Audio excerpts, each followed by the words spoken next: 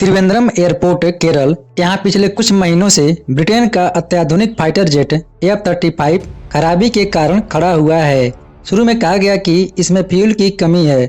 भारत सरकार ने तुरंत फ्यूल मुहैया कराया, लेकिन उसके बाद भी विमान उड़ नहीं पाया। फिर खबर आई कि ब्रिटेन ने अपनी मिलिट्री बेस डिएगो गार्सिया, जो ब्रिटेन का मिलिट्री बेस है, वहाँ से इंजीनियरों की टीम भेजी, जिन्होंने इसे ठीक करने की कोशिश की। लेकिन जब वह टीम कुछ नहीं कर पाई तो एक सप्ताह पहले ब्रिटेन से एक और बड़ी टीम आई। इस बार पूरा एक विशेष ट्रांसपोर्ट एयरक्राफ्ट आया, जिसमें F-35 की मरम्मत के लिए जरूरी इक्विपमेंट, इंजीनियर्स और टेक्नीशियंस शामिल थे। सबसे बड़ी खबर यह है कि ब्रिटेन ने अब अपने सैनिक भारत में तैनात कर दिए हैं और उन्होंने F-35 की सुरक्षा अपने हाथों में ले ली है। अब तक F-35 जब खुले में खड़ा था तब भारत के सुरक्षाकर्मी इसकी सुरक्षा कर रहे थे, लेकिन जैसे ही विमान को एक प्राइवेट हैंगर में शिफ्ट किया गया, ब्रिटेन ने भारत के जवानों की एंट्री रोक दी। सूत्रों के अनुसार ब्रिटेन ने यह कहते हुए भारत के सुरक्षा कर्मियों को वहां से हटाया कि अब हमारे अपने सैनिक विमान की सुरक्षा और टेक्नोलॉजी की सीक्रेट को संभालेंगे।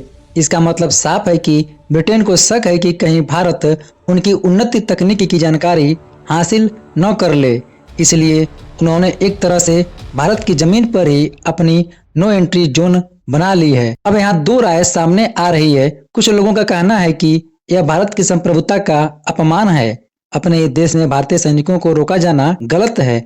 वहीं दूसरी ओर तर्क दिया जा रहा है कि यह एयरपोर्ट भारतीय वायुसेना का एयरबेस नहीं है, बल्कि एक प्राइवेट एयरपोर्ट है जिसे अडानी ग्रुप संचालित करता है। साथ ही भारत और ब्रिटेन के बीच बिलेटरल सिक्योरिटी एग्रीमेंट भी है। तो अगर कल भारत का कोई विमान ब्रिटेन में लैंड करता है तो भारत भी ऐसी ही व्यवस्था की मांग कर सकता है। ब्रिटेन की इस पूरी स्थिति में सबसे बड़ी परेशानी यह है कि F-35 उनकी सबसे अत्याधुनिक और महंगी टेक्नोलॉजी में से एक है।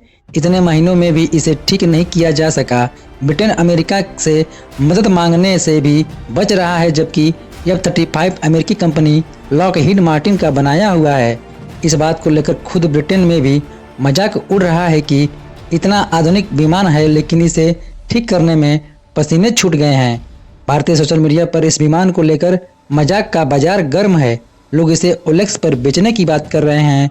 भारत में ही कबाड़ बन गया जैसे मीम्स वायरल हो रहे हैं। ब्रिटेन के लिए सबसे बड़ी चिंता यह है कि कहीं उसकी सुपर सीक्रेट टेक्नोलॉजी लीक न हो जाए, इसलिए उन्होंने हैंगर के बाहर पूरी सुरक्षा घेराबंदी की है। किसी भी भारतीय या अजनबी को पास नहीं जाने दिया जा रहा जब तक गहन जांच न हो जाए। CCTV, सुरक्षा सर्च और गार्ड्स पूरी तरह से एक्टिव कर दिए गए हैं। यह सवाल अब जोड़ पकड़ रहा है, क्या भारत की जमीन पर विदेशी सैनिकों को तैनात कर देना सही है?